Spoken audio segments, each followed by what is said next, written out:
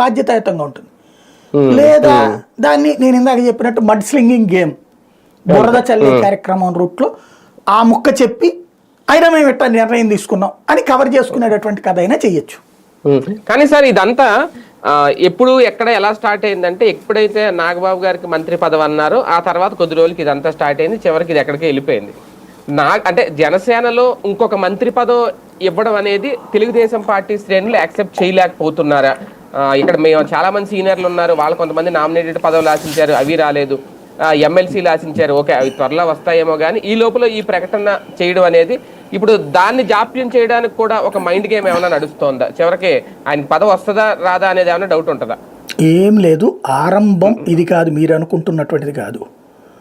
పవన్ కళ్యాణ్ మొట్టమొదట ఎప్పుడైతే law and order గురించి మాట్లాడాడో అవును, అప్పుడు వీళ్ళకి కంగారు పుట్టింది. ఏంది ఇది అకస్మాత్తుగా ఈయన మన మీద అటాక్ చేస్తున్నాడు, అది హోంమంత్రి అనిత అంటూ డైవర్ట్ చేశారు. కానీ అతను మాట్లాడింది రాష్ట్ర లా అండ్ ఆర్డర్ గురించి, తిడుతున్నారు మమ్మల్ని అన్నది. ఉలిక్కి పడ్డారు. అంటే కమ్యూనిస్టుల పాత్ర ఏమైనా పోషిస్తాడు. ఇదివరకు కనుక కమ్యూనిస్టులు యునైటెడ్ ఫ్రంట్ లో, నేషనల్ ఫ్రంట్ లో ఉన్నప్పుడు మిత్రపక్షమే, కానీ మేము ప్రజల పక్షం అంటూ మాట్లాడేవాళ్ళు.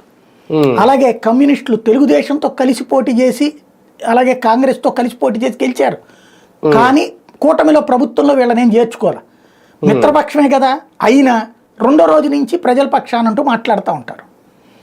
అట్లాగా తయారైతే తెలుగుదేశానికి దెబ్బతింది, కాంగ్రెస్ దెబ్బతింది అట్లాంటి వాటి వల్ల. కాబట్టి అట్ట ఏకుమేకవుతాడా, అది అతని అడ్వాంటేజ్ అయిపోతుందా అన్న భయం. అది ఒక ఎత్తు అయితే, తెలుగుదేశం శ్రేణులకి ఏ ఒక్కళ్ళకి రుచించండి అంటే, కట్టర్ తెలుగుదేశం కార్యకర్తలకి నాయకులకి రుచించనిది ఏంటి అంటే, ఈ రాజ్యసభ సభ్యులకు సంబంధించినటువంటి లిస్టులో నాగబాబు పేరు ఉండటం. వాస్తవంగా రాజ్యసభ సభ్యుడు కాదు కదా, సీట్ ఏమి ఇవ్వట్లేదు కదా. రాజ్యసభ సీట్లకు సంబంధించి అయితే వాళ్ళిద్దరికి